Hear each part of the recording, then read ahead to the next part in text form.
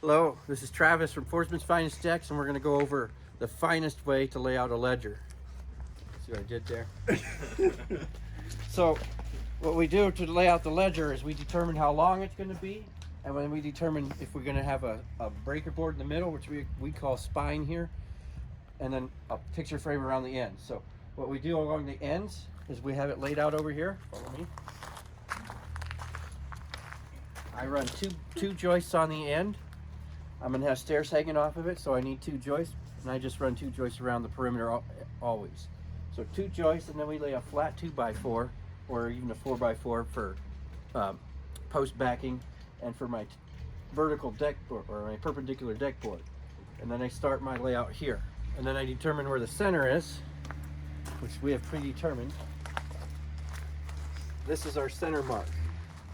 So we want a vertical or a perpendicular board that splits the two sections of this deck because it's 24 feet long. Then we go 3 inches from each side, and then we start our layout. So then we'll have that board and that board. And then we measure from this point. So we hook this board and we measure to this face. So if you're hooking it, you measure from the left face to the left face or the right face to the right face. You gotta make sure, and then we figure out what that number is. Connor, what was that number over here? 139 3/4. So we had, it was 139 3/4, and then we have to subtract the distance here. 132 and 7/8. So from here, we did the same thing over here. So we hooked this number and went to that side, and we came up with 132 and 7/8. So we take 132 and 7/8 on our calculator. So I got my calculator out here. That's not the right calculator. I have a Construction Master calculator.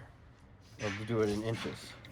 132 inch 7/8, and then I divide that by 16. That 16 is my maximum spacing on the joists for the decking that we're using. So I come up with 8 5/16. So I'm going to round that up to 9.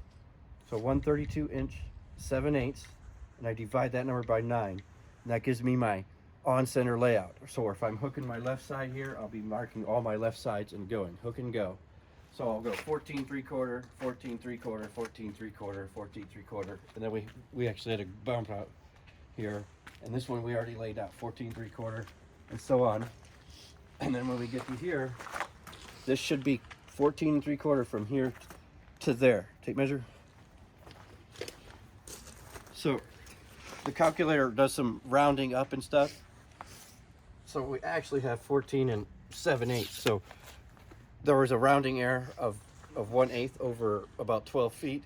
I think we can deal with that. The reason that we do that is so that all our joists are spaced relatively even. So we don't have like joists really tight to each other. It makes it hard to put our hangers on, and it's a waste of lumber. Plus, if this deck was a lot taller, everybody could see the spacing. So if their spacings are off or it's one side to the other, people will see that, and it just looks more pleasing. So over here, we're going to determine if we have 132 and 7/8. So I've got 64 to this edge. 64 plus 69 and 1/8 is, what is that? That's 120 plus 9 plus 4 is what? 13. 133 and 1/8. So we are a quarter different on perfect for center. That's a forgivable variance on our ledger. So our layout here will be 14 and 3/4 or 14 1/16 more than that. So we'll come out here. Ethan, you want to lay it out? 14 and 3/4 for 29 and a half, and so on and so forth. And one of you can come back behind and we'll mark it on both sides. While he's doing that, we're going to go over, he's going to lay that out, and we'll have all our spacing here.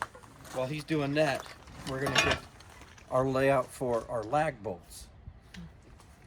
So on our lag bolts, now this is a cantilever, and I'm going to have a post come up to support it, but I'm still going to attach this board to my cantilever. So Kyle, Yep. Where's your square? Okay, come on over here. We're gonna want one here, and two, up 2, down 2. I'm sorry, down 2, up 3. Up 3. Over here we have a special situation. This is, the wall is framed down, so we have to hit our lag bolt to the studs, which we have pre-marked out. So we'll put 2 lag bolts through the stud. There is actually 2 boards down here, but we're going to put a lag bolt on the stud. So we have already have our studs laid out. We'll just go 1 and done. So you got your X here and your X here, and then they need to be laid out 12 inches on center, or what I do is 2 per bay. So we've got 2 here. Let's put one about 3 inches away from here. Okay. Top and 2 inches down. Here. I like to use this, because it's got my 3 inches and my 2 inches. Okay, so then I'll use this square, and we'll continue that layout. 3 inches that way, 2 inches that way, and we'll do that on each one, all the way down. Going 12 inches in the bag. Nope, no. We're just gonna go mark this 3 inches, line the 3 inches with the left, right side of that. Mark the 2. So on and so forth. And in the center, Come back. same with the center one, all the way down, and then we're gonna come back Underneath, yep. on the underneath side, Okay.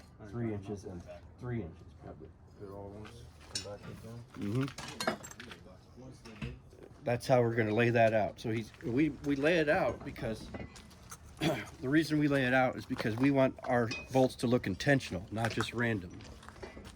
So on a deck this high, they might not see it, but if we get in good practice for the higher decks, they will see it. So that's the intent behind that. So that's how we lay out a ledger bolt, or a ledger board, with our layout and our bolts.